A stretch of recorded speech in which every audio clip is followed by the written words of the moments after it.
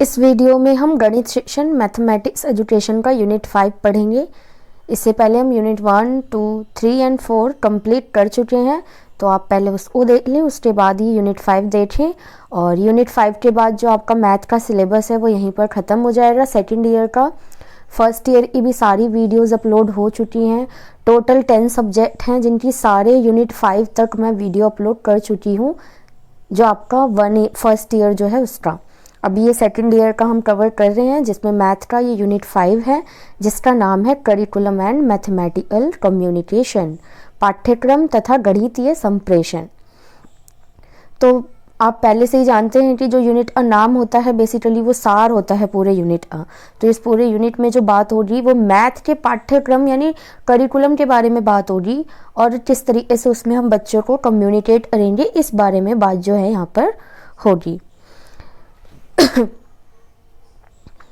तो आप देखेंगे सबसे पहले यहाँ पर जो पहला टॉपिक है आपका वो है प्रारंभिक स्तर पर गणितीय पाठ्यक्रम। प्रारंभिक स्तर यानी कि वही प्राइमरी तक की बात हो रही है। इसके अंदर आप क्या क्या करेंगे, नियोजन, विकास और संगठन, ये तीनों चीज़ें हम यहाँ पर पढ़ेंगे। तो सबसे पहले प्रारंभिक स्तर पर गणित पाठ्यक्रम का नियोजन देख लेते हैं। नियोजन का मतलब क्या हुआ, एक तरह से यहाँ पर हम देखेंगे तो कह सकते हैं ऑर्गेनाइजेशन इसका, है ना, कि कैसे हम तैयार करें मैथ का जो करिकुलम है वो कैसा होना चाहिए प्रारंभिक स्तर पर। तो इस नियोजन में जो बातें ध्यान रखनी है वो ये है, पहली बात शिक्षण हेतु विषय एवं उप विषयों का चयन, कि जो पढ़ाना है उसके लिए पहले हम टॉपिक और सब टॉपिक दोनों ही डिसाइड कर लें।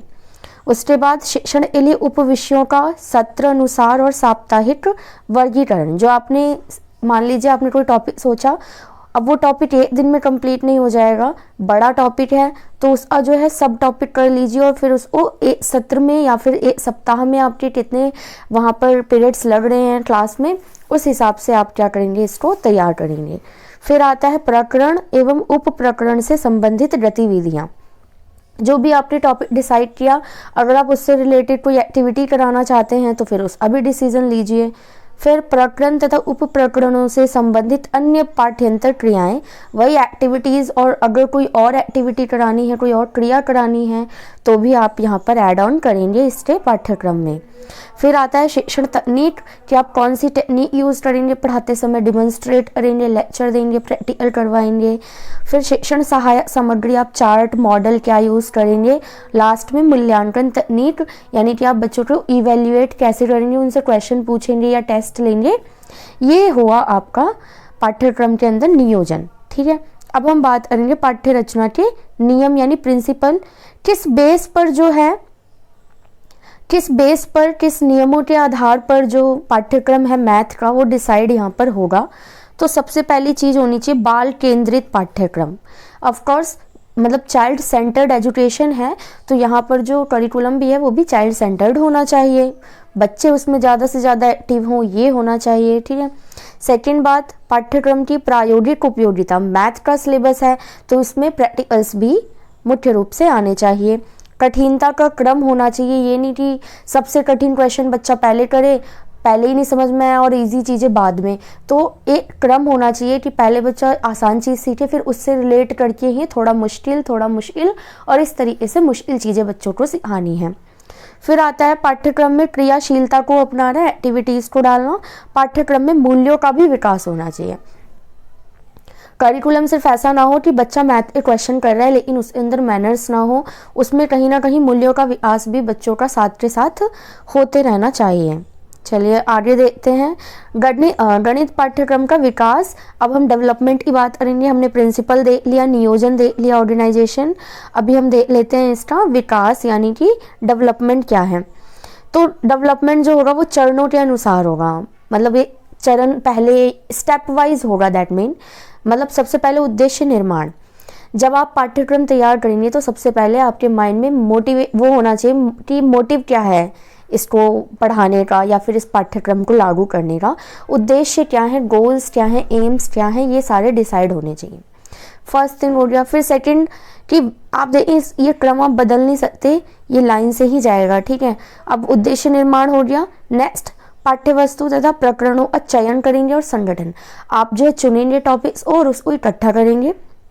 समुचित अधिगम अनुभवों का सुझाव, आप एक्सपीरियंस जो व्यक्ति है उनसे एक्सपीरियंस लेंगे। मूल्यांकन की उचित विधियों और तकनीकों का सुझाव करेंगे और लास्ट में उचित मूल्यांकन करेंगे। चाहे आप एफए का टेस्ट लीजिए, चाहे आप ऐसे टेस्ट लीजिए, यूनिट टेस्ट लीजिए, आप किसी भी तरीके से मूल्यांकन कर सकते हैं।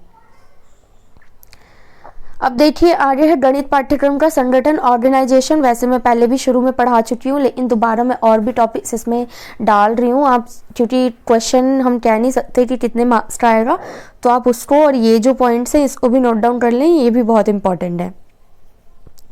तो गणित पाठ्यक्रम का संगठन कैसे करें, ऑर्गेनाइजेशन कैसे करें। सबसे पहला तार्किक तथा मनोवैज्ञानिक क्रम का सिद्धांत वहाँ पर होना चाहिए। ठीक है, किस सिद्धांतों पर ऑर्गेनाइजेशन होगा। फिर क्रिया सिद्धांत, वही एक्टिविटीज। कठिनता का सिद्धांत, वही पहले सरल होना चाहिए फिर मुश्किल होना चाहिए। फिर प्राकरणिक क्रम तथा प्राकरणिक अंश के क्रम का सिद्धांत, वही बात है, सीरीज से चलना है हमें। आयोजित तथा प्रासंगिक शिक्षण सिद्धांत, मतलब पहले से योजना बनानी है। समवायता का सिद्धांत यानी कोरिलेट करके पढ़ाना है। व्यक्तिगत और सामूहिक जो शिक्षण सिद्धांत है उसे भी लेकर चलना है। तो ऑर्गेनाइजेशन के टाइम पर ये सारे सिद्धांत हमें फॉलो करने होते हैं।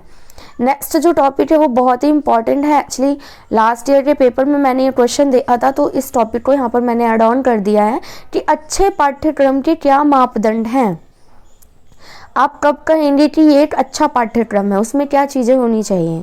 तो पहला पॉइंट जो है गणित शिक्षण ए उद्देश्यों की प्राप्ति। आपने जो भी एम डिसाइड किए हैं, अगर पाठ्यक्रम उन एम्स को फॉलो करता है तो फिर एक अच्छा पाठ्यक्रम माना जाएगा। सेकंड है पाठ्यक्रम या प्रकरणों का चयन एवं संगठन। आप उनको बढ़िया तरीके से टॉपिक चुनेंगे और फिर उसको संगठन अरेंज एक तरीके से करेंगे कि बच्चा चीज़ों को समझे। नेक्स्ट है उचित अधिगम अनुभवों और परिस्थितियों का चयन। एक्सपीरियंस किस तरीके से बच्चों को दिलाना है किसी भी एक्टिविटीज़ से, किसी टॉपिक से रिलेटेड, ये चीज़ होनी चाहिए। और फिर मूल्यांकन तकनीक, हमें मूल्यांकन इवैल्यूएशन की भी ऐसी टेक्निक यूज़ करनी होगी जिससे कि हम जान पाएँ कि बच्चे ने कितना सीखा है। ठीक है, नेक्स्ट टॉपिक पे चलते हैं। नेक्स्ट टॉपिक है चित्र, कविता, कहानी, पहेली आदि द्वारा गणितीय प्रत्ययों का प्रस्तुतिकरण, कि इन सब की मदद से आप किस तरीके से बच्चों के सामने प्रेजेंट कर सकते हैं मैथ का कोई टॉपिक। तो हम सबको एक एक करके देखेंगे, चित्र भी, कविता भी, कहानी भी। मैं बार बार कहती हूँ कि ऐसे क्वेश्चन में आपको उदाहरण एग्जाम्पल बहुत देने हैं, ज़रूर देने हैं। तो सबसे पहले चित्र की ही बात कर लें। मैंने यहाँ पर एग्जाम्पल दे रखा है, आप देखिए। चित्रों की मदद से हम मैथ के टॉपिक कैसे क्लियर कर सकते हैं प्राइमरी लेवल तक। तो सबसे पहले देखिए आरोही क्रम असेंडिंग ऑर्डर और अवरोही क्रम डिसेंडिंग ऑर्डर, ये हम चित्रों के माध्यम से समझा सकते हैं। जैसे यहाँ पर एक चित्र है, पहले छोटा सा सर्कल, फिर बड़ा, फिर बड़ा, फिर बड़ा, देन बहुत बड़ा। तो ये आरोही क्रम यानी बढ़ रहे हैं, चित्र बड़ा होता जा रहा है। तो बच्चे इससे समझेंगे पहले छोटी संख्या फिर बड़ी संख्या। उसी तरीके से यहाँ पर उल्टा कर देंगे तो यहाँ पर अवरोही क्रम समझ में आ जाएगा। ठीक है, तो ये तो चित्र द्वारा हो गया। अब हम देखेंगे कविताओं के द्वारा हम कैसे बच्चों को टॉपिक समझा सकते हैं। तो कविताओं के द्वारा ये देखिए त्रिविमीय आकारों से हम परिचित रह सकते हैं, जो 3D शेप्स होती हैं। जैसे कि मैंने यहाँ पर कविता की कुछ लाइन लिखी है, आपको पेपर में लिखनी है ये लाइंस, क्वेश्चन आएगा, ये क्वेश्चन आते हैं ऐसे वाले, और इसमें आपको लिखना पड़ेगा, एग्जाम्पल देना होगा। आप चाहें तो यही कविता याद कर लें या कहीं और से देखें, या फिर आप खुद भी बना सकते हैं। ये कविता है, मुझे प्रिय है जादू, जादू मेरा चलता घन से। अब घन यानी ट्यूब की बात हो रही है, तो बच्चे यहाँ पर 3D शेप सीखेंगे। मुझे प्रिय है पढ़ना, पढ़ने की पुस्तक है घनाभाकार। अब यहाँ पर ट्यूबोइड बच्चा समझेगा कि अच्छा किताब की जो शेप है वो ट्यूबोइड है। फिर मुझे प्रिय है लिखना, लिखने की कलम का है बेलनाकार। तो लिखने की जो कलम है उसका आकार क्या है, बेलन। तो इस तरीके से कविताओं के माध्यम से भी बच्चे मैथ्स के जो कॉन्सेप्ट है उन्हें क्लियर कर सकते हैं। नेक्स्ट है कहानी। अब मैंने यहाँ पर एक छोटी सी कहानी बनाई हुई है, आप इसको देखें। मानक इकाई के विचार से परिचय कराने, लेकिन मानक इकाइयाँ क्या होती है, यूनिट्स जो होती हैं वो क्या होती हैं, उसके लिए यहाँ पे एक कहानी दी रही है। लिखा हुआ है जादुई कपड़ा, कहानी का नाम है। एक समय की बात है, रवि नाम का लड़का रहता था। उसने अपने जन्मदिन के लिए नई कमीज सिलवाने का निर्णय लिया। वह दर्जी के पास पूछने गया कि कमीज के लिए कितना कपड़ा चाहिए। दर्जी ने माप कर कहा 6 हाथ के बराबर कपड़ा चाहिए। रवि दुकान पर गया और 6 हाथ के बराबर कपड़ा ले आया। अगले दिन वह दर्जी को कपड़ा देने गया तो दर्जी ने कहा यह तो 4 हाथ के बराबर है, बताओ यह कैसे हुआ। तो तो ये देखें आप कि ये एक कहानी है, बच्चे इसको पढ़ेंगे और लास्ट में क्वेश्चन है कि ये कैसे हुआ। कहानी के माध्यम से बच्चा सीखेगा कि दर्जी के जो 4 हाथ थे और रवि के जो 4 हाथ थे दोनों बराबर नहीं थे। तो इकाइयों को किस तरीके से नापा जाता है, जब 4 हाथ या 6 हाथ की बात हो रही है तो वहाँ पर ये बेटर होगा कि हम सेंटीमीटर्स नाप लें, क्योंकि वो तो चेंज नहीं होगा। तो इस तरीके से बच्चों के सामने हम मैथ के कॉन्सेप्ट ला सकते हैं। अब ये है अब देखिए, ये कहानी, कविता, चित्र बता दिया मैंने, यहाँ पर पहेली नहीं बताई है क्योंकि इससे पहले की यूनिट्स में या फर्स्ट ईयर में भी मैंने बहुत सी पहेलियाँ करा रखी हैं जिसमें मैजिकल स्क्वायर भी आते हैं। बहुत सी पहेलियाँ आप बना सकते हैं जिससे बच्चे क्या है मैथ के कॉन्सेप्ट को सीखेंगे। अब देखिए, उपरोक्त साधनों व तरीकों से प्रस्तुतिकरण की आवश्यकता क्यों हम चित्रों को और कहानियों को यूज़ करें, क्यों चाहिए हमें मैथ, हम सिंपली क्यों नहीं डिलीवर कर सकते लेक्चर। तो पहला, विद्यार्थी आसानी से समझते व सुनते हैं। जब हम चित्र दिखाते हैं, कहानी, कविता सुनाते हैं तो बच्चे ध्यान से सुनते हैं। विद्यार्थियों को आनंद मिलता है, अधिगम के साथ मनोरंजन होता है। ये क्वेश्चन आ सकता है। विद्यार्थियों के मस्तिष्क पर दीर्घ समय तक प्रभाव रहता है, यानी लंबे टाइम तक याद रखते हैं।